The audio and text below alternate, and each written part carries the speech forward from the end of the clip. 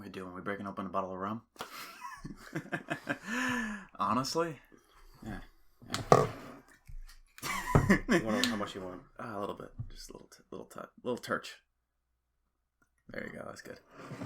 All right. So, Steve, welcome back to the podcast. Today, it's just the two of us because our boy is flying out with his very, very much so based boxing coach to Vegas. Felipe.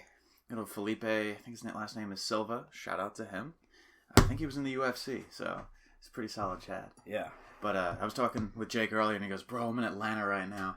I brought a suitcase. Felipe brought a gym bag. What a chat. Who travels with just a little tiny gym bag? And he's going to L.A. No, he's in Atlanta, to Vegas, yeah. He's going to Vegas with his dad and his boxing coach. That's based. That's awesome. That's awesome, yeah. Yeah. I definitely a little bit jealous. Because, I'm extremely jealous. Up here in the Northeast, it's ridiculously cold. But that's pretty cool, though. So, fortunately, Jake can't be here. But today we decided, fuck it, why not? Let's talk Last of Us. Yeah. So, starting with last week's episode. Yeah, that was definitely interesting. The actor that plays David is eerily reminiscent of one of our friends who were trying to get on this podcast, but he goes to Colombia. But they look almost identical. It's honestly funny. It was scary. And their mannerisms, not only their look. Okay, he's not a creep. Well, no, I mean, the way his mouth moved, the way he talked. He's very, like, direct, almost, I would say. Of course, Kenneth is a great dude. He's not like David, who's a cannibal pedophile. Just to clarify. Just to clarify, as Jake has talked about before we brought Kenneth up on this podcast before, that he is, in fact, a highly decorated U.S. Marine Special Forces veteran that went to an Ivy League. Columbia's Ivy League, right? Yeah, an Ivy League school. I think he still is doing some work there, so unfortunately he's not on yet. But The Last of Us last episode was fantastic, I'd say. Definitely improvement over the other two slower episodes. I know. This show's been a mixed bag for me. Yeah. Because I like Pedro Pascal. He's great as Joel. The first two episodes were fucking-tastic. Oh, yeah, they were. The third episode... It was good. It was good. I thought it was a little corny.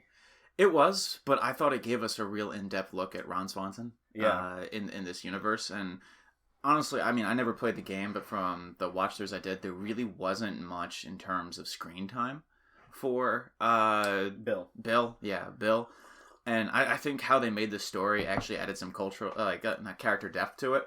And I don't know, honestly, I sympathized the entire time. Like, oh, damn, he's a loner, obviously, and the one person that's not trying to murder him for his supplies just randomly shows up in the apocalypse. And he was gay. Too. And the thing is, this was 2003 when the world fell. If you were a gay, conservative man living in the bumfucks... Did they even say the state? It said... I don't recall ever seeing I remember at the beginning of the episode, they said they were 10 miles out of Boston, and they kept walking, so I assumed they were still in... Where's Boston? Philadelphia? Massachusetts? Philadelphia's in Pennsylvania. So were they in Massachusetts? Maybe. I don't know. It didn't look like Massachusetts to me. It looked more rural, southern. Yeah. But anyways, a rural, southern-ish, gay, conservative man, very much in the closet. The reason he probably felt he became such a good prepper, which I love seeing, by the way. I love seeing him loot the Home Depot. That was cool. Yeah, that was awesome. He took his boat. But the reason he probably felt like he didn't have a place in the world. Yeah, and then probably. It took the apocalypse for him to find himself. So that was a good episode. I do think it was a little corny, a little too soapy. Do you think he was like actually gay, or do you think that like hard times just made him, I guess, go that way because he never really had anybody else in his life? I don't know. I think he legitimately was probably. Yeah, the writers are going to tell you definitely he was always gay. But I like how they leave it almost like speculative. Yeah. To a degree. I think that the writing is pretty good, where it could be either or, and it's up to the viewer really to figure that out. Because it's like, if you don't have any access to women in your life, but there are dudes, like in prison, the dudes are going to start fucking each other. That's a whole different can of worms, I think, though. Same philosophy. That's for dominance.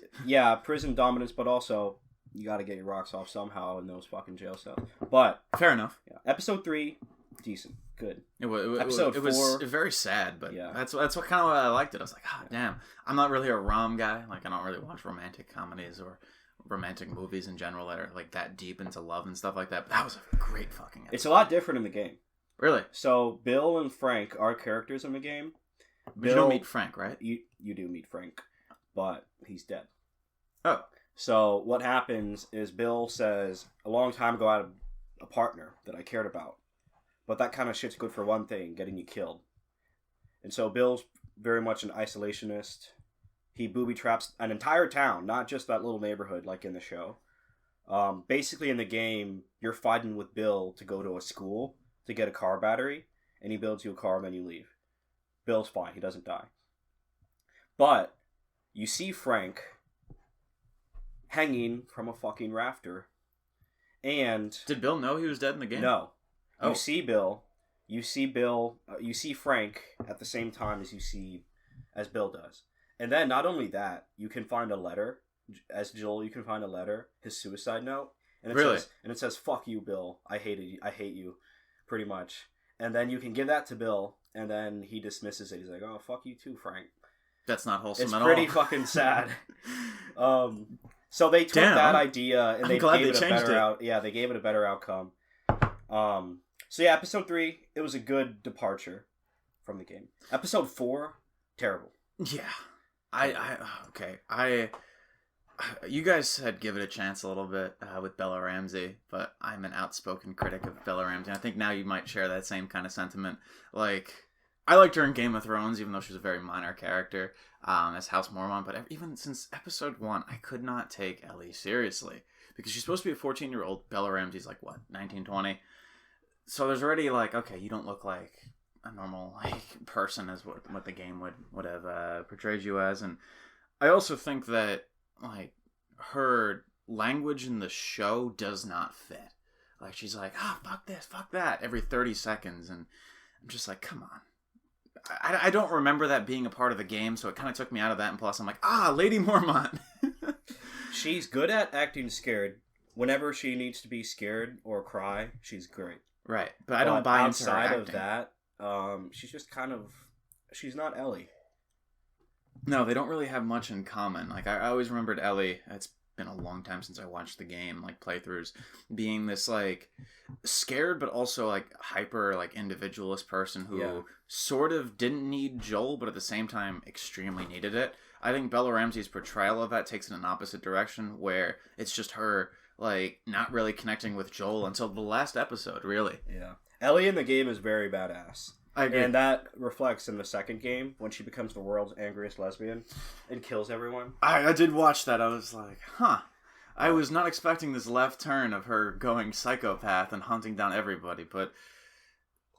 we're on the topic anyway. Game 2, I really hope that they change that for the show. They're not. As we've talked about before, right? Like, how the hell did this...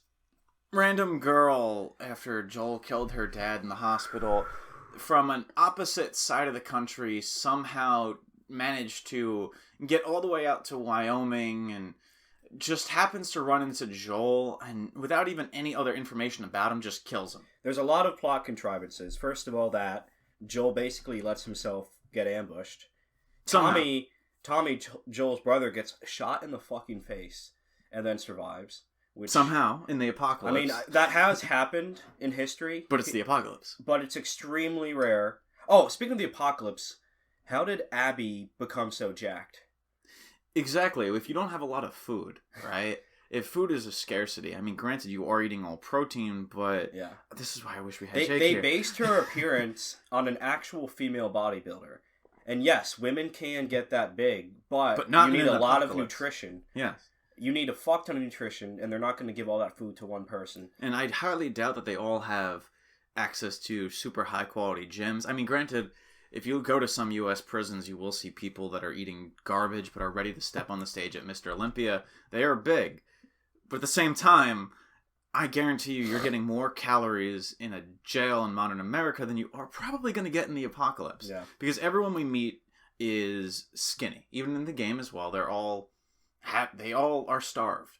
And as we saw in the last episode with David's crew, they resorted to cannibalism because there legitimately was no food. So I'm wondering, are they going to bring the bodybuilder aesthetic to the next one?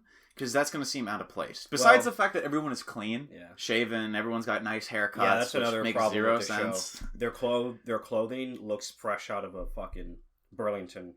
Those coats they wear, they're spotless. They don't have any grime on their faces. The makeup's pretty poor. I'm willing to look past that, though, because, like, okay, how are you going to make everyone look dirty for the entire show? Because that's going to take a lot of makeup and all that. But that's the one thing that stood out to me. Like, hey, it's been 20 years. I guarantee you 99% of the Earth's population has not had a hot shower. Because Bill was the only one with a hot shower. That's why that guy was so relieved to get to Bill's compound. Because he was like, oh my god, you have hot water. You have electricity. Hadn't seen that in a long time. Yeah, that's fucked. But episode 5 is okay. The thing is, remind me which one that was again. I forgot. That was so in episode 4. They go to, where are they? They're in the city, right, where they're being ambushed by the hunters. Isn't it Kansas City? The whole subplot with the Kansas City militia was very weak. The Henry I did and like Sam, the girl from 2.5 Men that played Rose. Was like, I know that woman from a obscure sitcom I watched growing up. She was not convincing as a local warlord, though. But it made sense because she failed spectacularly after 1 week of being in power and got everyone. Which was the funniest thing is, like, you guys only took over in a half of a week, or a week basically, and you started being worse than Fedra probably was, and that was it. Yeah. They lost their entire little militia going there within a week, which is funny. And just the whole Henry and Sam, they were better in the game. Like, look, dude, I get, playing the sympathy card with making Sam deaf, but that was a cool addition, though. I have mixed feelings on that, because it's the apocalypse. And you're telling me this kid's surviving zombies and shit. That and the whole leukemia drug thing, right? I think that he needed, like, where are we going to find that in the apocalypse? I forgot about the leukemia part, because that was an insignificant detail they really glossed over. Like, I get why Sam collaborated. Sam, right? That's the brother? Henry's the older brother. Henry. Why Henry collaborated. But I don't... He gave up the position of... I don't know her name in the show. We'll just call her Rose. That's what she was in 2.5 Men. Rose's brother. So maybe that's why she became in charge. Because it was like the line of succession or something. But I didn't quite understand. Like, where are they finding these drugs? There was, from what we've seen, there's really no, like, open trade. I mean, some notes in the game suggest that there's some civilization in Canada left that people were trading with in the Pacific Northwest. Although, I don't know where you're going to be pretty hard-pressed in the middle of the bumfucks to find leukemia drugs lying around. There is a cool part of the second game when you're playing as Abby and you do need to get some life-saving drugs. And the only places you can get these kind of drugs are hospitals. And guess what? The hospitals are overrun with infected because that's where they took everyone. And they're all looted, probably. It's either they're looted or they're filled with infected and extremely dangerous, so no one will go in there. And in the second game, they make a point of that, saying if you're going to go in this hospital, get this medicine, it's going to be extremely dangerous. There's a pretty cool boss fight. This giant infected thing. Is that like the thing that popped out of the ground in the episode? Even bigger. Really? Even bigger than a bloater. It's a combination of different infected that are mashed together in this giant body, and it's fucked. Huh. It's cool. Well, we got some cordyceps on the shelf right here. You want some? Oh, yeah. So it turns out you can take real cordyceps as a... Yeah, after we started watching the show, I got real paranoid every time I heard a bump in the night in Jake's room, because his room's right next to mine in this house. So I'm like, uh-oh, here it starts. But I don't think that the cordyceps virus fungus in the show is actually gonna, like, evolve to that, because it makes zero logical sense, since it's a pathogen. It wants a host, right? And if it kills off most of humanity, which it would, then it dies. These things have a mind of their own. They're not going to do something like that, and it would take a billion years or something, or a million years, I saw on YouTube, for that evolutionary step to jump to humans, which it probably would never would. The show's pretty fucking heavy-handed with its allegories. They say, oh, it only happened because climate change. It got warmer, and so the cordyceps evolved. Yeah, I don't know about that. And another heavy-handed political moment is when they're glorifying communism. But they're not even communists. They're not communists. I think I sent you the video from that economic forum where they're like, you're not communists, you're on a communal living space that in a agreed upon like voluntary community. It's not communism. And it's funny though, I loved how when Tommy realizes that we're in a quote-unquote communist society from his wife, he stops and has a midlife crisis. Because he's a conservative Texan army veteran. Yeah, like, hold on, I'm not a communist. I'm not a fucking communist, what the fuck? But that being said, how these writers attribute any sort of, like, commune to communism, no, that those are not one and the same. It's also a good explanation that Joel gives to Ellie. I think he's like, back in the day, there were people that wanted you to own nothing, or people to want to own everything. And that he was neither, and he played both sides, which I thought was a decent explanation of capitalism versus communism, although taking very significant nuances there, because that's not necessarily the case. Yeah. But it was a good explanation to Ellie, who had probably never heard of these ideologies before. But I don't think the communal living, per se, of the voluntary society established in Wyoming would last long, because I think eventually... I mean, we don't know how long that community has been around, but I think eventually, like they said, they were doing like work rotations, and people would be like, well, I'm really good at this. Let me do this permanently. That's a specialization of labor. Yeah. That's how civilization started, because we went from hunter-gatherers, which were more communal. Yeah, but it had... specializations arrived. It had a fairly capitalist system. Like, everyone says bartering isn't capitalism. Yes, it is. Capitalism has always been around and always will be. The bartering system that hunter-gatherers had, and we see in the show, is basically a rudimentary form of capitalism, which is just the exchange of one good for another, whether that with monetary value. And then it evolved to be further like capitalism with the specialization of labor. Yeah. You had farmers and shoemakers and beer brewers. You didn't see them being swapped around every 30 billion seconds. That's why I love those tweets of communists, and they're like, what are you doing on the commune? I'm going to make lattes and knit clothing. I'm going to design the uniforms for the new Red Army. No, you're not. No, you're not. Get back in the fields. You're going to be in the fucking gulag. Get back in the fucking gulag. Yeah.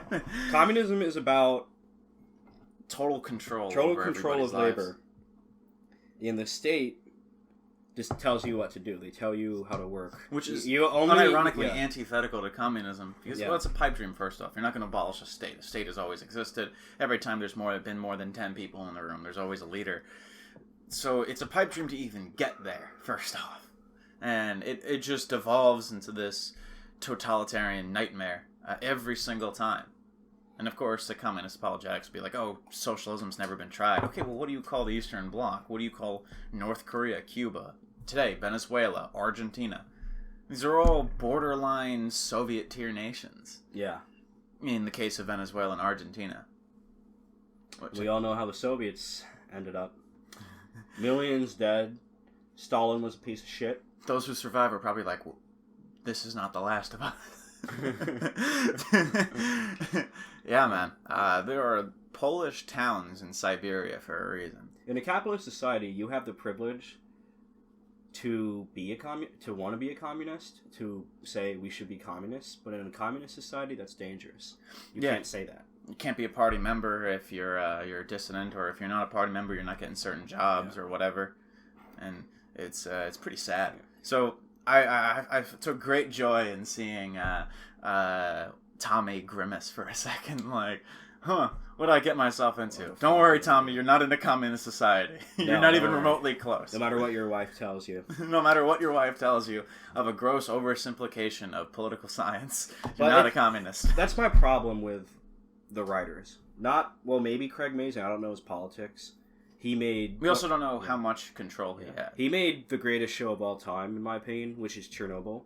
But the other co-creator of the show, Neil Druckmann, is a dick. And I've said this before. His politics are very heavy-handed. You can have your political opinions. And of course. And I won't judge you. Yeah. Like, if you're a As communist, I'm not going to hate you. long as you're not hurting other people. The thing is, he's different from what he preaches, because during the production of The Last of Us Part 2, the crunch was so hard on the developers, but 70% of Naughty Dog quit. Really? 70% of the employees left the studio because it was so brutal. So that's why the game's rushed. Well, it feels like it was just slapped together by a bunch of people. Like, well, now what do we do? Well, the game itself is very polished and very professionally done. The story is the main criticism. Yeah, that's what I mean. Like the story did he not had too feel much as in creative depth. control. The thing with Neo is he didn't. What the show says, he's the creator of The Last of Us. He's not. He was a co-director on the original game. He was the main writer for the original game. Who created it? Well, he and another director at Naughty Dog named Bruce Straley were the directors of The Last of Us, and Bruce held Neil back. Neil had different ideas about the story. Some things were pitched to him by Bruce and other studios that ultimately resulted in the game we got. And then the second game gave Neil complete creative control, and he created an extremely dark, depressing, and pointless story. And this goes on to something I was going to say is, you know that revenge trope when the hero fights all these goons and kills a ton of people to get revenge on the final boss, and then they decide to let them live at the end? Yeah. That's The Last of Us 2. And it's stupid, because if you think about it, you're playing the entire game killing all these innocent people just to get to Abby, and then at the end you just let Abby live. It's kind of like Vinland Saga in a way. Yeah. There are a lot better ways to show how stupid and pointless revenge is. Vinland Saga and The Northman, they show how destructive revenge is in a way that doesn't leave you dissatisfied as a viewer. The Last of Us 2 is not a very satisfying game. No, I only watched it, like I said, because I don't have a PlayStation. But yeah, bring yours back so we can play this game. But I don't think genuinely like the story really meant anything. Like, yeah, sure, Ellie got the happy ending with her I guess adopted child, right? Wait, she wasn't pregnant. The other girl, Dina. Dina. Yeah. So I guess they lived together at the end. They lived happily ever after. No, they didn't. Really? Oh shit. Because Ellie went to go get some final revenge on Abby, and Dina says, "If you go, I'm leaving you." Didn't she come back to them though? She comes back to the house, and it's abandoned. Oh, okay. And that's the ending of The Last of Us 2. So she loses 3 of her fingers. So not even she loses happy Joel. ending. She loses her girl and her kid, and then she just walks off into the sunset, and that's the fucking end of the game. That sucks. Damn, I guess I missed that part. I remember. Yeah. I mean, I watched it sporadically, but I know she spares Abby at the end. Like, I'm sorry, we're cool. The thing is, and then dips. The Last of Us 2 doesn't feel like it does Spirit to The Last of Us, because the first game you're playing as Joel and Ellie, and you're meeting all these interesting people. Doesn't have the same depth. Yeah, and it's all about how they're dealing with the apocalypse. And like, as a viewer, even if I'm not playing the game, I should still be able to connect and sympathize. The second game is less about the apocalypse and more just 2 angry women trying to kill each other to avenge their daddies. Yeah, that was a stupid turn. Like, there was so much more of the world they could have explored. What they should have done is make it an anthology series. The first game wrapped up Joel and Ellie's story perfectly. It left some ambiguity at the end. But the second game should have been a new cast of characters in a different part of the United States. Kind of like Fallout. In Fallout, every game, it's a different area. Or GTA. Yeah.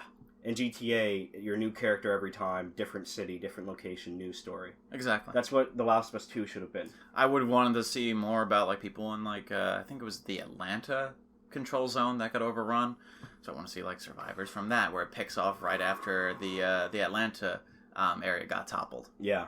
So I thought that would have been cool, being like, oh, we see someone that actually lived through it and all of that. But we never really hear of the Fireflies. As I said in Game 2, they disbanded again, and then they wanted to reignite it. So Ellie was going down with Tommy to go rejoin the Fireflies, which made no sense. Fuck the Fireflies. Yeah, they're... Were they really fighting for freedom and democracy? Probably not. They would have weaponized the cure had they got it, which they wouldn't have. There's also no way that they would have actually been able to produce that vaccine. You cannot make a vaccine for a fungal infection. Do you think Fedra would have even allowed them to like be like, hey, we have this vaccine, truce? Fedra's gonna be like, get the fuck out of here. No, you don't. I don't even think the government would have believed them. Being like, oh, we're gonna now rationalize like with quote-unquote freedom fighters. Like, I am in the diehard Joel defender camp. I feel all he was doing was protecting his daughter, or his adopted daughter, and as a man... she basically becomes a daughter at that point. Yeah, and as a man, your urge to protect your young, it's the only thing that drives you. and that's what Joel does. We'll see what he does in the final episode. And I know he was a bad guy originally. Oh, I think he paid for all of his mistakes throughout the entirety of the series. Well, he was a piece of shit because he killed people in those early days of the apocalypse. He murdered people to help defend himself. I understand self-defense, but it seems like he did kill some innocent people for no reason. Yeah, I'm not saying Joel's a beacon of morality because he's not. No. But in a world like that, does morality even really exist? No, not anymore. No, I mean, even in today's world, we have people that are immoral because, there was democracy at one point in this country. We can go back in the 1970s, 80s, maybe the early 90s, right, where honor and, duty and all that. But now, in U.S. society, things have changed. It's all about that dollar. So I think that we can even, compare our society contemporarily to the morality of The Last of Us, per se. Obviously, we're not looting in the streets because it's the apocalypse or fighting people left and right every single day. But at the same time, right, you can still see in the show there's a break between people who are honor-bound, like Tommy, for example. I get that vibe from him and the community there. And then the rest of the world has just moved on from that. Because like Plato said, right, you have timocracy, which is the worshipping of honor and prowess. Things like Sparta eventually devolves into oligarchy or plutocracy, which is the rule of the wealthy, and the worship of money. So societies like that don't last forever. No, they don't. No, and I know we've been going back and forth with Sparta and all of that recently. We've been on a real 300 binge. That movie awoke something in us. It did, because it really realized, wow, this is what we should live up to, right? Obviously, being honor and a moral and upright citizen is probably for the best. But at the same time, you also have to realize that in a time of decadence or stagnation, right? We are in a time of decadence. The morality goes out the window. I think we're due for it going back. You have a lot of people online prioritizing being honorable, good people. Yeah, because postmodernism rejects all that. And it started really in the 90s. It's demoralized the country. It's demoralized the youth. Because it denies any truth. Because things like neoliberalism quickly devolve. Okay, neoliberalism, great. I don't think that they really understood the full ramifications of things like that. Neoliberalism on paper is a great idea. Free market systems, an open society. And it was supposed to be this new liberal ideology to help everybody, achieve something in life. Where you could be your own man or woman and live a good life. What that unfortunately devolves into is plutocracy, where the more money you have, the more things change your way. And I think people like the Tates or the establishment families in this country, the ruling, the wealthy, right? That we really have to have a serious conversation about that. Is that how did someone like Jeff Bezos get absurdly rich? I'm not one of those people that are tax the rich, but there was a lot of ethical things that can be drawn from that kind of viewpoint. And the postmodern idea that has sprung out from neoliberalism that really nothing matters and it's the endless pursuit of pleasure. I think that's a major criticism we can have about our society. We were talking about this in one of my discussion groups with some friends, and things like the pursuit of endless pleasure coming from Ayn Rand or Hayek and all these neoliberal thinkers really doesn't lead to something substantial. So people feel empty. Modernity feels empty for a lot of people. So that's why I think I connect with a show like The Last of Us or Game of Thrones, where at least there's something that people live towards. And now in society, right, we have no national focus, right? We used to want to put men on the moon. We don't really have a space program anymore. There's nothing big we're striving towards. But I think that's changing. What do you think? I think there is a shift occurring because people are starting to get fed up with the status quo. The status quo, which they're getting fed up with the Democrats and the Republicans. Both very corrupt parties that don't care about you. It's all about money. It's all about money. And I think this recent footage, the bipartisanship of the people criticizing the recent January 6th footage that Tucker Carlson released is telling. I think we need to have an objective conversation about what has happened for the last 30 years in this country. And if it takes releasing files and footage, by all means, let's have a conversation. Yeah, since when is the press crying that more truth is coming out about something. Isn't the whole idea, or used to be, of the press to release these kinds of things, to have a conversation, be like, look, something messed up happened. Let's figure it out. The press died in America with the removal of the Fairness Doctrine. The Fairness Doctrine was a law that made it so whatever, because press will always lean left or right, but no matter what you did, you always had to acknowledge and understand, or try to understand, the other viewpoint. Now, on both the left and the right, all they do is shit on each other and say how great they are. They don't allow I don't enjoy for any watching nuance. the news. No. I don't learn anything. No, you don't. You don't learn other perspectives. I know this is a very unpopular opinion, but Vice News, for example, I had a discussion today about Syria, right? And I told the people in the group, like, don't worry about it. Not to toot my own horn, but kind of an expert. And the teacher realized, like, wait a second, how do you know all this? Like, yeah, Vice News. Vice went through some rough years where they weren't putting out content that was actually interesting or meaningful, and I think now, in like the last year or two, they've actually started to produce real journalism.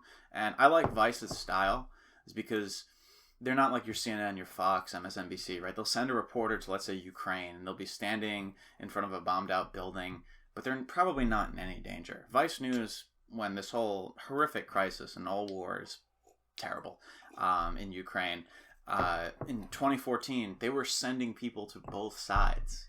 One of my favorite guys on there, Simon Ostrovsky, I think he was Russian-born journalist or Ukrainian-born journalist, but he primarily operated out of both Israel and America as an independent journalist, went to Palestine, went to Ukraine, went to Donbass, went to Russia, went to all these different places on the ground, talked with people in these areas, tried to get their side of the story.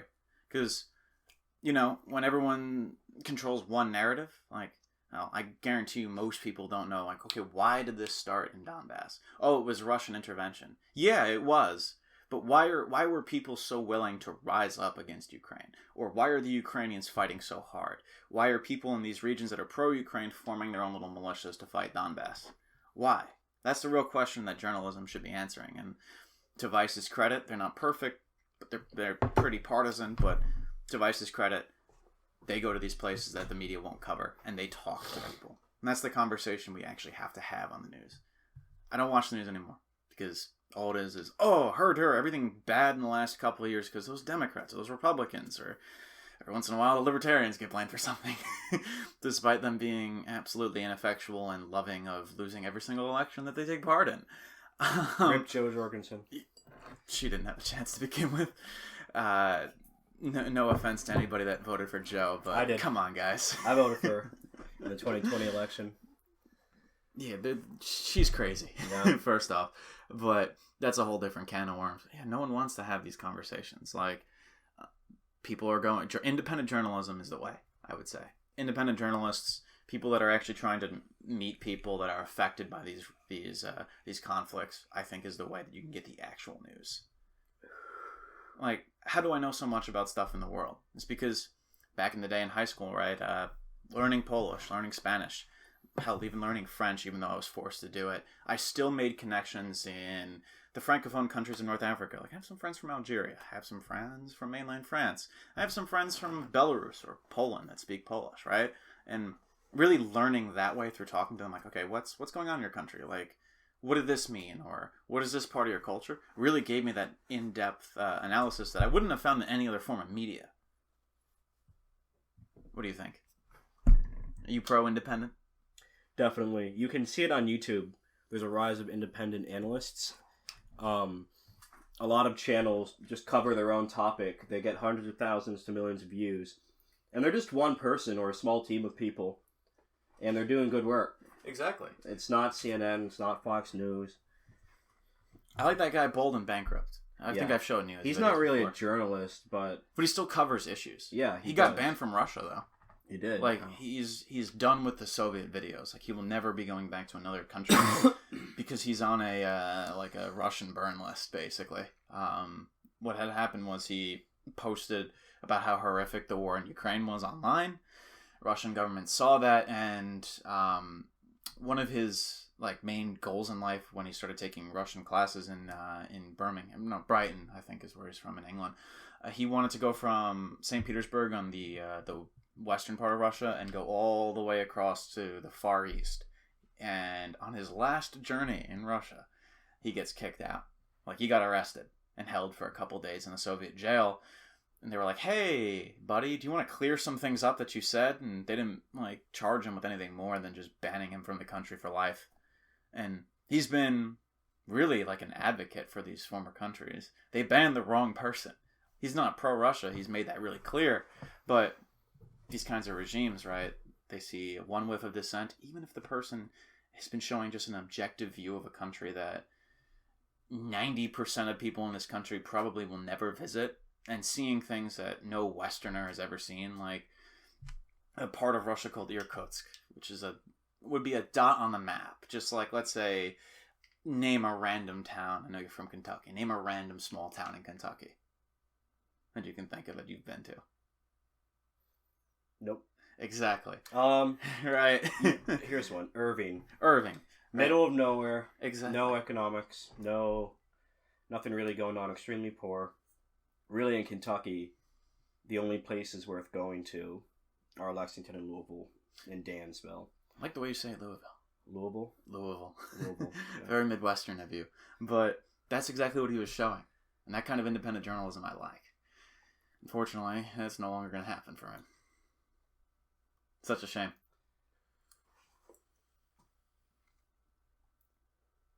I'd like to go to these kinds of places.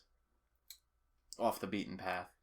Really just see what the hell's going on there. Because you can't trust anybody. The best way to learn something is to talk to people. Exactly. And with partisan media, how do you really know if you're getting the truth? They don't let you talk to other people. Or, well, you can't physically talk to other people on the news, but they don't account for other viewpoints. Remember back when on CNN, like even 10 years ago, they put on different opinions. They'd have Republican guests. They'd have Republican guests. Which is, if they have them now, but it's just attacking them. Yeah. You could see and even with Fox too, same thing. I don't want to throw shade just at CNN because Fox is equally guilty.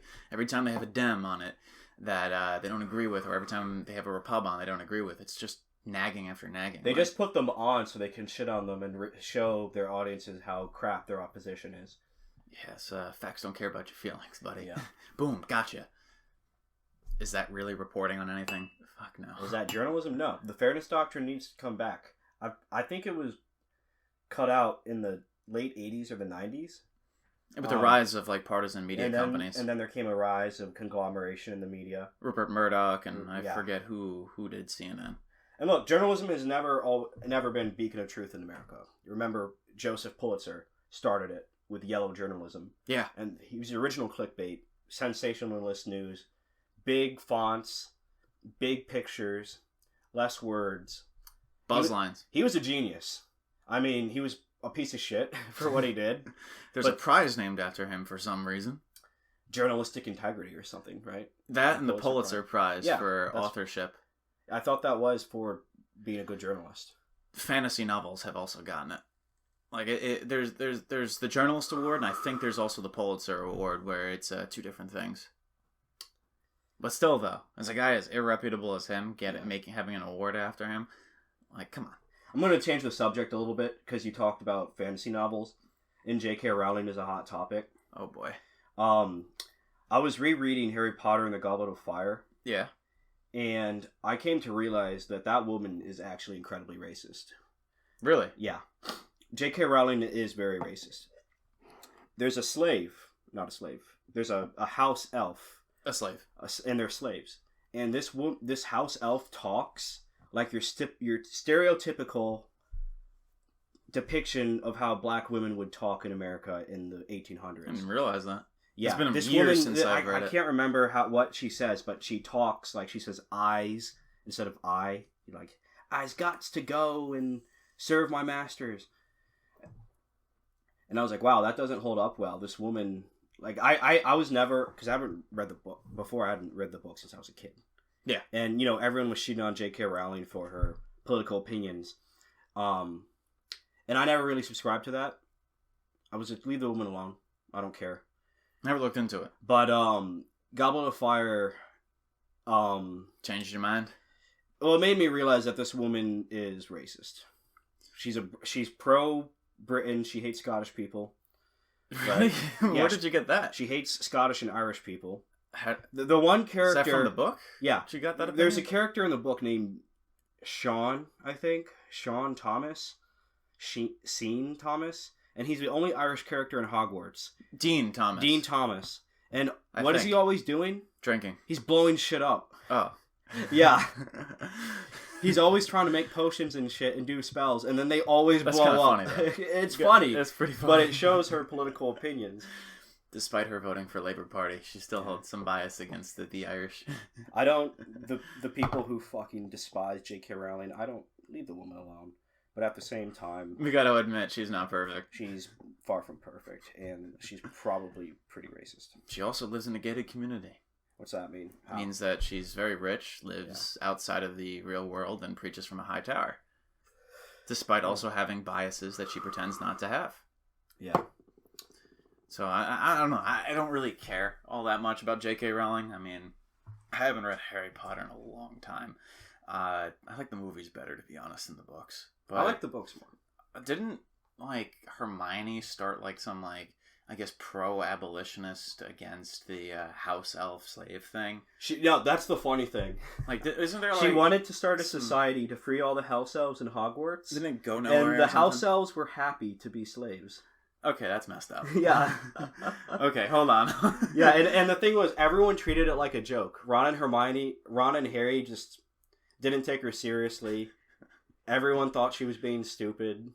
I think Ron literally says at some point, they're happy to be slaves or something. Jesus. And I was like, wow. That changes my view of the books. Yeah. At least Goblet of Fire, that's really the only time that she does anything. That's how it should be. I didn't think anything more than that. Granted, when I read the books, I was 7 or 8 years old, so I wasn't really digging into everything. The goblins are not damning to her character as the house elves. Oh, yeah, absolutely. The house elves, it's very clear that she's being racist. Yeah, I don't know. I'm just looking at it from, a perspective of when I read the books. I just thought they were magical characters. Okay, everyone has their own role. They're just creatures, I guess. But now that you mention that, huh. And, she does have a pretty progressive message, because the wizards are all racist and they hate magical creatures. And then the whole point is the magical creatures hate the wizards because... Isn't Voldemort supposed to be Germany in World War II or something? Yeah, he's got Voldemort's philosophy is pure blood. You have to be a pure-blooded magic user, and if a wizard breeds with a non-magic user, then that's bad, and that's a clear allegory for racism. And so J.K. Rowling is doing that message that we shouldn't be racist, but at the same time, yeah, I agree. The house elves are a little bit of a stain on that message. I think you got to judge everybody by their own character. Yeah. At least all she had to do was not make that I forgot her name. That one house elf talk like a slave, and make them. And I guess for a lot of people, them being happy in their subjugation is also pretty problematic, which I can understand why people wouldn't like that. Damn. Yeah, no, I didn't remember that. Yeah. Granted, I was. How old am I? That was 14, 15 years ago since I read those books. Damn. Yeah, there's a lot to unpack there. Same thing with Tolkien, although I'm not going to open that can of worms. I don't think Tolkien is racist at all. I never read the books. There's people who say, oh, his depiction of orcs are racist. Because... again, they're just magical creatures. They're magical goblin creatures made in a vat. But what I found interesting, speaking of Lord of the Rings, granted, I'm talking out of thin air here since you saw me try to read The Hobbit. I got 50 pages and I'm like, I do not know what the hell happened a chapter ago. I can't remember that. But the map of Middle Earth was I've seen it compared to Europe during the Ice Age or something, because the land was bigger back then. And the map coincides with a lot of parts of Europe apparently. That might make sense because he set out to make a European mythology. That was pretty cool though. I was maybe there's some credence to that theory. I don't know. He took some inspiration from the Celts. He took inspiration from Norse myths. He did? With who? Well, first of all, the ring itself. I forgot what it's called, but there's a myth about a magic ring in Norse mythology. There's also Plato's ring, which he might have drawn inspiration from too. The Ring of Gyges. And What's that about? The Ring of Gyges is an old myth where there's a guy named Gyges, and he finds this magical ring on a giant, and he takes the giant, and it turns you invisible. And so he uses the ring to kill a king, steal his wife, and become king, and do all this kind of fucked up shit. And it's an exploration for if you can get away with a crime, should you do it? No. And no, you If shouldn't. you're in a democracy, then no. No. So that's where he got some inspiration. There's also a similar ring in Norse mythology. The Celts, Rohan, very Celtic. Name. They're the Rohirrim are kind of a mashup of Anglo-Saxon and Celt mythology and culture. Really? Yeah, the Rohirrim.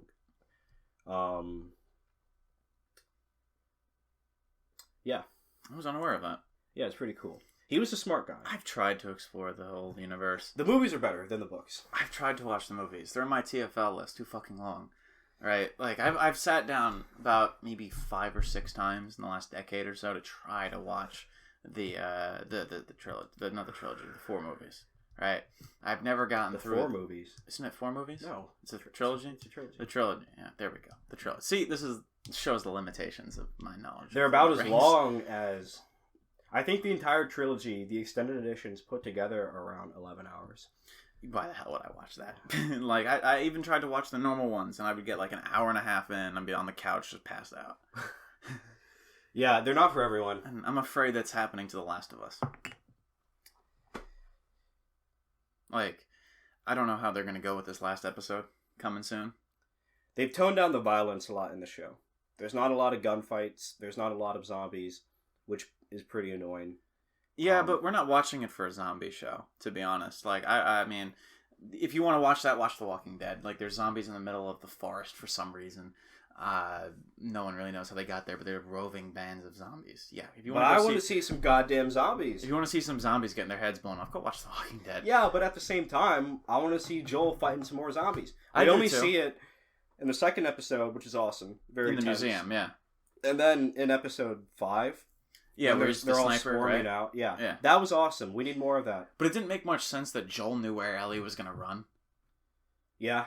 He's like looking at her, and he's kind of like that, like nodding his head to the right, like go that way, and she somehow sees this. From I don't know if it was supposed to be that. I think it was they kind of not a telepathic communication, but there's a Ellie thinks like Joel thinks.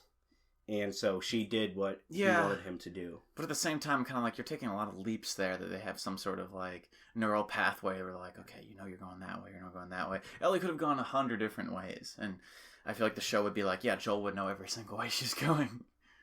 Like, no, she didn't. Like, I don't know. I thought the whole car thing was pretty stupid too. Like beyond that part, the episode was pretty good. But like her climbing into that car window and the one zombie knowing she's there, like come on. And Joel being like, "Oh no, I can't save her." Come on. That part in the game's pretty funny because Does it actually happen in the game? I forget. a little bit. You're in the sniper. Yeah. There are a few zombies, not very much. The Kansas City militia doesn't exist. No. So it's just you, Henry, Sam, and Ellie, and he goes forward to kill the sniper. And then he kills some infected when they come out, and that's when Sam gets bitten. But you have unlimited ammo in that part of the game, and so which is kind of awkward because for the rest of the game you're always scrounging for supplies and shit. Yeah. And then suddenly you have a high-powered sniper rifle, unlimited ammo. I guess maybe you're in the sniper's nest, right? That's where that guy was chilling. But sadly, Joel does not take the sniper rifle with him. For some reason. You would think that would be high priority. I would have loved to use it. Because you can use the sniper rifle in the multiplayer, and it's extremely powerful. Yeah. One shot, headshot, instant kill. In the multiplayer, you get shot, and you go down, and you need to be revived, usually. But if you get a one-shot sniper headshot in the multiplayer, you're instantly dead. It's that stupid Last Stand thing from Call of Duty. Blows your head straight off. Yeah, there's that, but I don't know. I hope that they don't mess this up. The show started really strong with those flashbacks and showing us other countries. the show peaked by episode 3, went downhill, went back up a little bit, went downhill again, and then the last episode went right back up. So hopefully we continue this trend. The final battle between David and... His name's David, right? David and Ellie was fantastic. The cinematography on that and the burning building and showing the brutality of David was pretty good. I liked that. Yeah, they did a great job with David. And then Joel coming in at the last minute to save her. That was good. He was always a pedophile in the game, but it's a little less noticeable. Yeah, it was more like a psychological episode. I liked that about it. That was good. Keep that up, guys. In the show, there's a lot of signs that he's a pedophile. Like when he says he used to teach little girls. He was a school teacher. Yeah. That was a sign. That, and in the show, he was like, oh, I'm your dad now. Yeah, like, to that one girl. The fact he wanted to save Ellie and wouldn't let them his men kill her, when that would have been the smarter thing to do, because less mouths to feed. Also, one more body to eat, I guess. Yeah, there was that, but he's like, oh, my little plaything. Yeah, in the game, she gets tortured, right? In the game, the one thing you can tell is when Joel's torturing those guys, and he says, where's Ellie? Where's the girl? And then he says he's David's newest pet. Ooh. And so that was a pretty damning sign. So that means that David has had other pets. David has other pets, and I like David I like David in the game more. Yeah. But that just goes into my opinion that I like the game more than the show. Yeah, honestly, I think you might be right on that. But honestly, how many women were there? It was like, what, I count like there were around a like 20. So they killed off all the guys, and I'm sure I don't know how much like survival skills the rest of the group had. Like the guys were really stupid. First off, they were dumb. Like, they got killed pretty easily. They split off, so that makes me think like David's group's not as powerful as it seemed. So did Joel just kill like 20 women and children for no reason? Yeah, I mean not for no reason, but like, what are they gonna do? They have no more food. I don't think they're gonna start eating people because that was a secret, basically kept, and we realized that was a secret. Like when they brought the deer in, we all thought, oh, like he's chopping up the deer meat, and the deer comes in. I'm like, oh wait, I don't think they know that they're eating people. So what is the rest of the town going to do? Is my question. Like, starve. Yeah, and Joel just by and large killed 20 extra people for. But he did it to save Ellie. To save Ellie, yeah, but same when he murders all the fireflies in the hospital. I was sad we didn't get to see more of like the other villagers. Like, well, what the hell are they gonna do now? Like, I wanted to see like, okay, they see the burning building and they're all like fleeing. Like maybe that they're gonna form their own group, try to find other people to link up with or something. They didn't come to help David out either. Which you'd think is weird, right? Because, like, they see a burning building, they hear gunshots, so where's everybody else? Yeah. I mean, all the guys with guns are dead. I don't know if anyone else was packing heat there, because it didn't seem like it. It seemed like they had, like, reverted to, like, a weird, like, housewife survivalist situation, so how much fighting training did they actually have? Could they have actually done something? Probably not. I don't know. I don't know what they didn't really show us the extent of their supplies or what the fates of everybody else is. They kind of left that one open-ended, which I didn't like. The one thing I'm concerned about with the final episode is they're going to severely downplay how just... I mean, it in the game it makes more sense because it's a video game. You got to kill people. It's fun. But I think in the final episode, Joel's going to kill like 3 people in that hospital and he gets her out. And that's gonna be it. But isn't there like another like university they go to where the Fireflies are supposed to meet them before? Like, why are we only getting one more episode? They largely cut that out of the show. Why? The whole point of continuing on the journey was to, go to that first hospital. And that first hospital is very important because it shows that there's an audio recording in there, and the guy's having severe doubts about being able to make a vaccine. Probably not going to see that, or randomly they're testing on monkeys. Where'd they get the monkeys? I don't know. But the zoo, I guess, but there can't be that many monkeys. Yeah, but they're experimenting on monkeys, and they're realizing this might be a lost cause. Yeah. You cannot make a vaccine for a fungal infection. The woman in episode 2 says that. So this whole journey is pointless. Well, that's what the writers want you to think. The whole point is Joel saves Ellie. He chooses... But I never felt sure that the Fireflies would make a vaccine. I always knew that one wouldn't happen. Because they're all idealists. Ellie. Yeah, they would have killed Ellie, dissected her brain. It would have been a complete waste. If anything, what you would want is for Ellie to survive, have a child, and pass that immunity down. Do you think it's possible to do that? Well, like they don't. Again, it's a video game that never really went into it, and the show doesn't touch that at all. Do you think it's now genetic? Because then we're bordering on to like genetic counseling. Like, okay, we have this one person that's not going to be able to get infected, so we got to start creating kids with said person. So I think that'll spiral out of control. And I don't know, like, if people start finding out about her immunity. I know she gets a tattoo in the next game, right, to try to hide that fact. I don't know. That borderlines totalitarianism right there. Her immunity doesn't really do much in the second game either, because if Abby was a Firefly, and her dad was the surgeon that was going to kill Ellie. Yeah. And Abby and Ellie are trying to kill each other.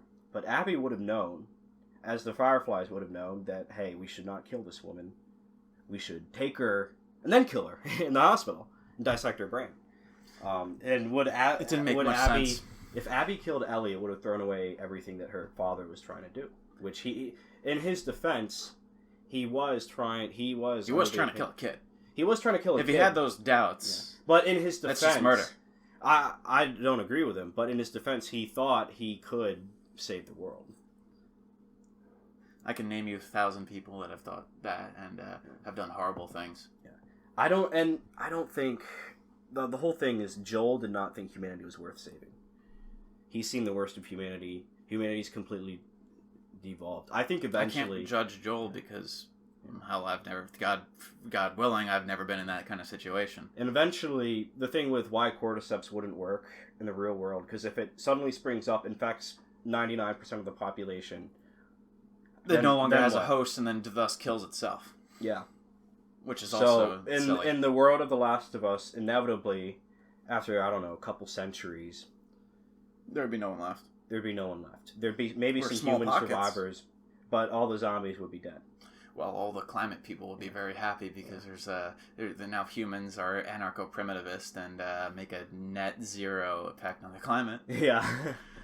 So I guess climate change is the real hero in this situation, as humans are able to survive in pockets where the infected can't get to. So I don't know. I don't know, man. I thought that was a very interesting show, and I wish that it was more fleshed out. I wish it was better. But... Season 2 will not be good. Yeah. If they adapt the game, I mean, I have faith.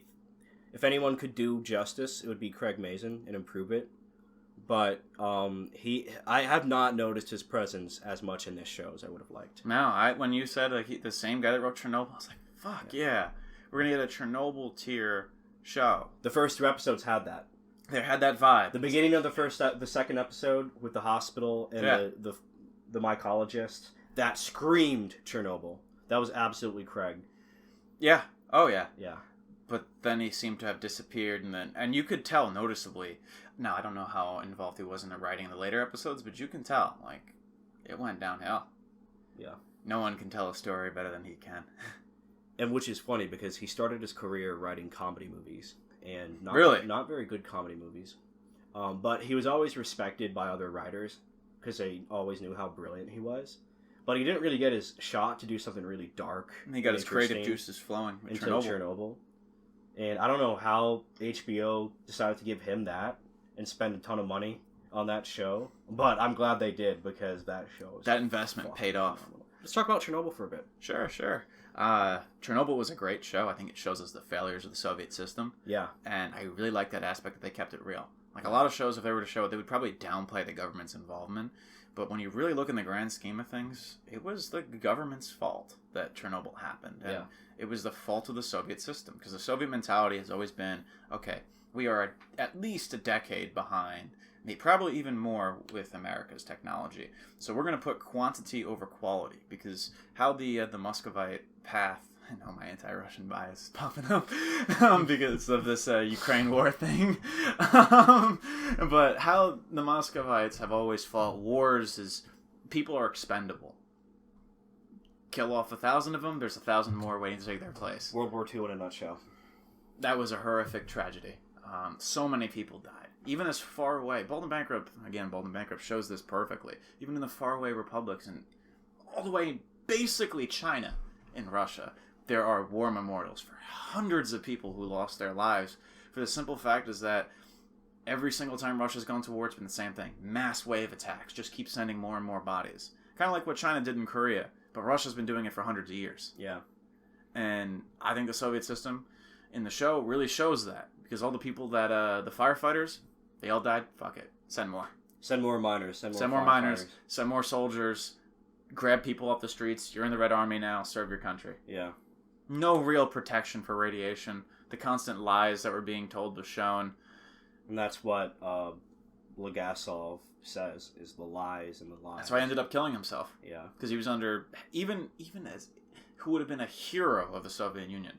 Probably should have gotten the Order of Lenin, which was like the highest like award you can get as a hero of the working class in the Soviet Union. He never got that. It's because, despite the fact he was correct, and the one real trial that ever happened in the Soviet Union was the people that were in charge of the plant got put on trial and tried for their crimes. Even with that one real trial, they still blamed him. Still blamed Sherbina. Still blamed the people that the woman portrays. It's like 100 different people that they put in one character, which was phenomenal. And yeah, even then, people that spoke the truth got punished. I saw something beautiful though, and after Chernobyl came out, there were a lot of fresh flowers put on Legasov's and Sherbina's graves. Yeah, I genuinely think that Sherbina, being a party boss, he was in with the corruption, had a change of heart during that whole thing. Yeah, he was a wonderfully done character. Yeah, and he was a good person. He was genuinely, like, he changed. And you can see him getting frustrated with the Soviets. Yeah. He throws that phone because they're not helping enough.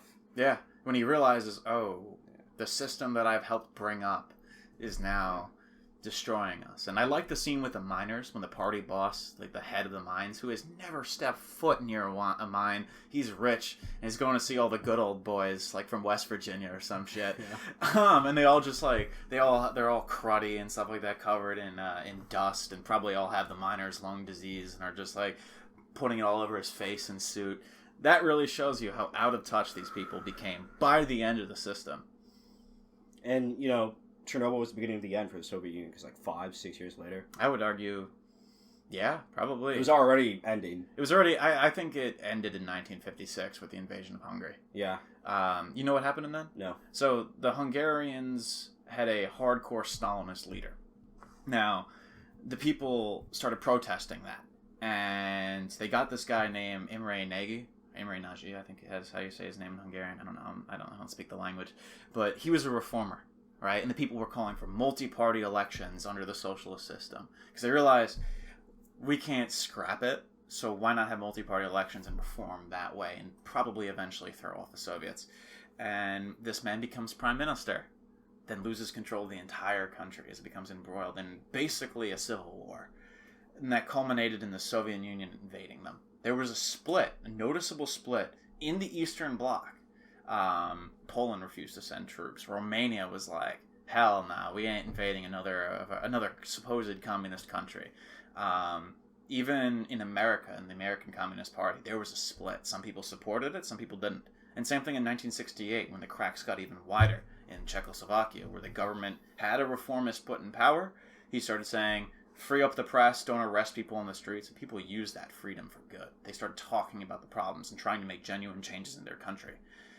And then the Soviets crushed that one too. And that's when a lot of people started to split.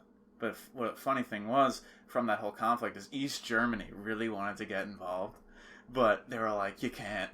Like, East Germany's like, we'll send tank divisions. And Russia was like, do you remember the last time you sent tank divisions into Czechoslovakia? Didn't really go too well. You can't go. And Erich Honecker was like, please, let me do it. And they're like, nah, fuck that. And even then, more people were like, even more governments in the Soviets were like, no, we're not doing this. And after that, the Soviets received, even in their own puppet states, very little support, which I find to be telling. And in Chernobyl, that was the end of it. There weren't really many international volunteers, and governments were not going to help with that cover-up because they were more concerned about their own people. Then Russia was trying to downplay it to the other governments, too. Exactly. They didn't want their enemies to know. You're correct in saying that was probably the end of it all, because that's when the gaps opened up completely. Like, it was already there. It was already being destroyed from the inside on its own, like, rot. That was it. That was it. to be honest. And that show is brilliant for portraying that. I'm glad they did it objectively. It doesn't glorify socialism like a ton of fucking media does these days, like The Last of Us did. There was nothing glorious about it. Yeah, sure. They had some merits, like they actually like started to improve some aspects of life in these countries, but by and large, it is pretty bad. Yeah, it was, well, not pretty bad. It was terrible. Yeah. Like obviously, like people got literate and stuff like that, but you could have gotten that under other governments. To be honest, but yeah. Chernobyl was great in really exposing that, and I liked the whole like subset of with the Armenian guy, the 2 Armenian soldiers, and then the young kid who was like, they're like, what part of the army are you? You in Afghanistan? He's like, no, I'm an engineering student, or whatever he said. I forget exactly. They're like, what are you doing here? And I also like how the miners are like, we hate communists. Yeah. You really helped me appreciate that episode with the Armenians and they're shooting the dogs. Because that was my least favorite episode. And they wanted to spare the kid from doing it. They're like, yeah. We got it. You really helped show me how that is also a reflection and critique of Soviet. All the old men were like, we did horrible things for this regime. We don't want the young people doing it. We'll do it. I was learning about, how they're drinking a lot, the vodka. Yeah. And how the for a long time, the Russian government had a monopoly on vodka. Still do. I've got some notes on it, actually. Yeah, didn't they like artificially set the price to be lower than it actually should have been? So when times got bad, people just continuously drank. Yeah. Let's see if I can find the notes I took for this. Yep. The Russian nobility had a monopoly on vodka. It was state subsidized alcoholism. As we were talking about earlier, their vodka bottles were not designed to be recapped. No. You opened it and then you finished it. Yep. A peasant who wastes his money on vodka is too drunk to think of a situation and how he got into it. In the Bible. Or protest. I think it's Proverbs. Actually, we have it over here. Yeah. Proverbs 31:4-7 basically just says, like, alcohol is not for the kings. It's for the peasants to forget their situation. It's to keep them subservient to the system that keeps them drunk.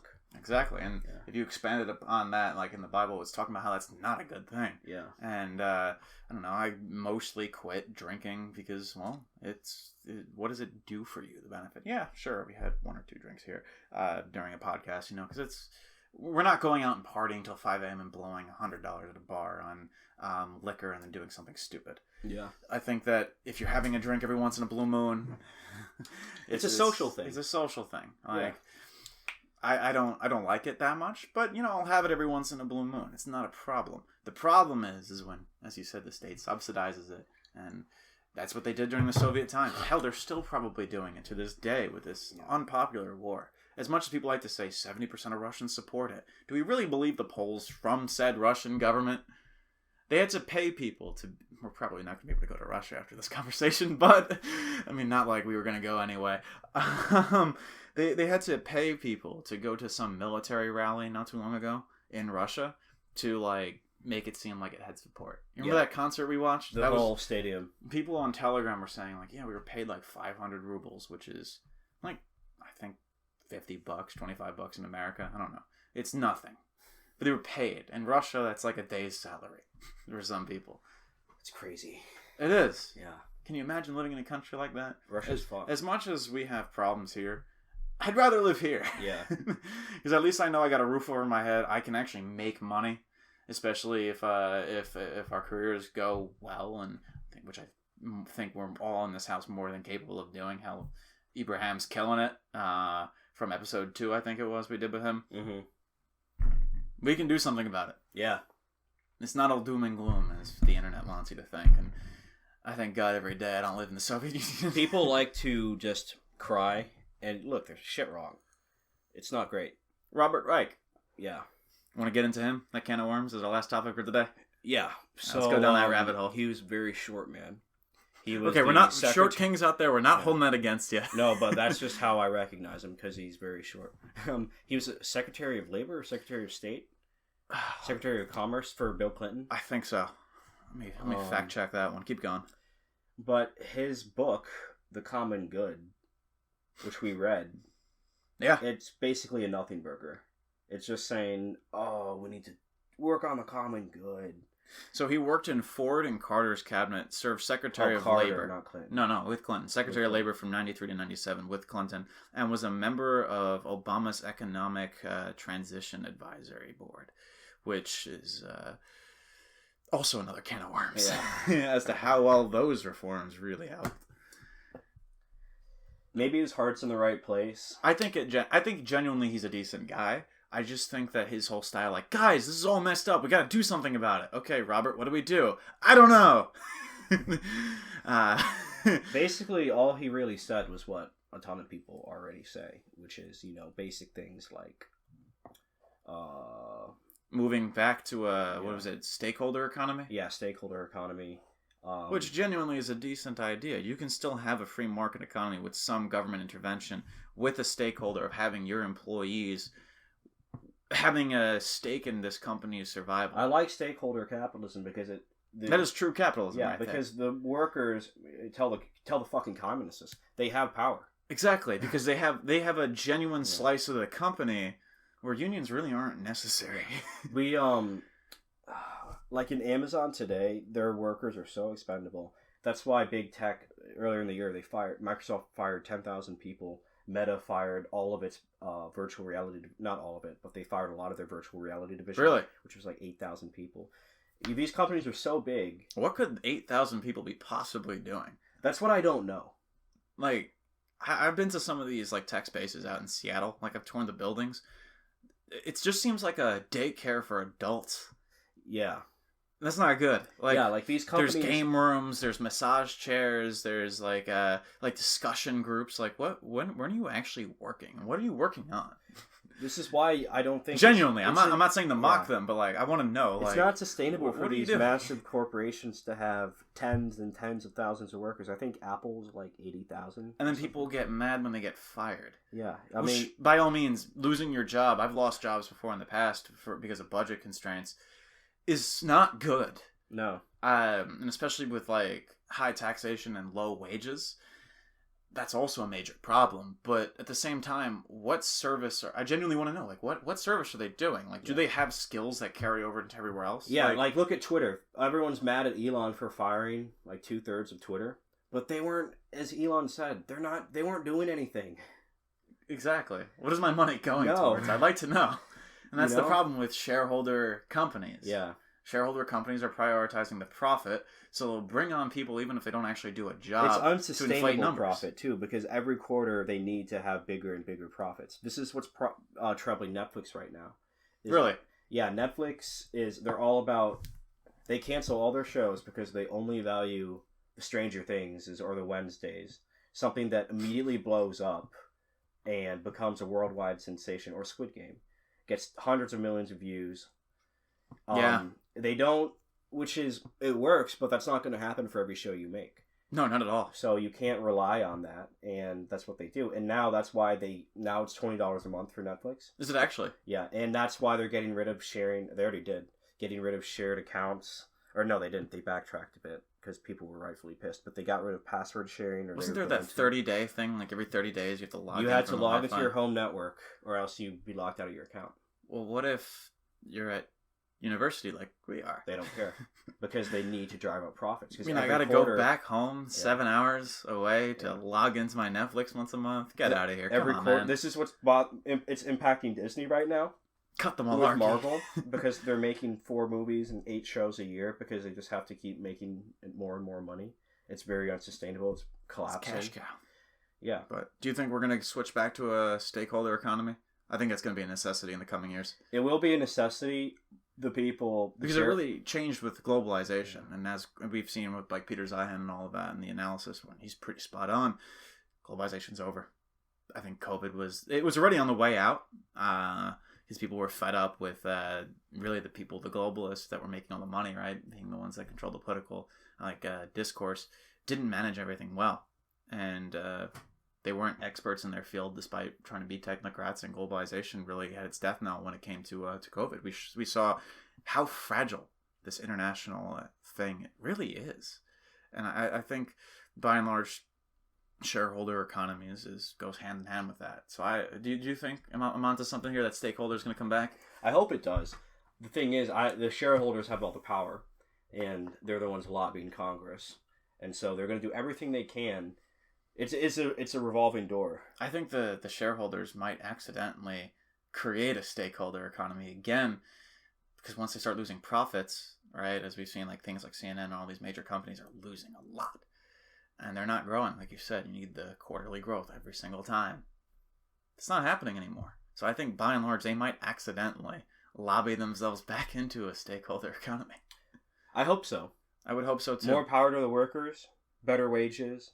Companies aren't as inflated. Companies are inflated with their profits and their workers. Yeah, because the way it is now, workers are so cheap and expendable. Amazon's like, oh, let's hire 10,000 workers during the pandemic at $15 an hour. Yeah, then we'll fire them all once, like as they recently do, or more Microsoft. I don't know what Amazon's been doing, but I know Microsoft fired 10,000 people earlier this year, and people were mad. Well, to end on a silver lining, I'd say things are getting better. Yeah. Things are changing around, not even just in America, around the world. And I think that it's going to be a bit bumpy, but most of us will be okay. Exactly. That's a good note to end on. Especially here in America. We're in the prime spot for a golden age of resurgence. I think that these policies we've had in line with like this rampant neoliberalist agenda is just not going to last forever. I think that post-modernity has felt empty. And people are looking to make something of themselves. So I don't think by and large the stagnation is going to change. I think that the economies in the world will recover, at least at some point soon. It's already going that way. Europe was supposed to have a cold winter, but they didn't. They didn't, yeah. They didn't. They I survived. thought they would, but they didn't. They survived. Yeah. So I don't think failed societies are going to be around for much longer. And I think genuinely as in human progress, we're going to get to something good soon. But hell yeah, I think science innovation, as well as a return to more simple way of life, will probably help us get there. But anyways, thanks for the coffee talk today, Steve. It was great to chat with you. Yeah, it's a good way to begin our break. Yeah, gotta go catch a flight soon. So, yeah. Alrighty, guys. Well, thanks for listening. Talk to y'all later. Inshallah. Inshallah. I love how now that is our phrase we use to end these things. But cool.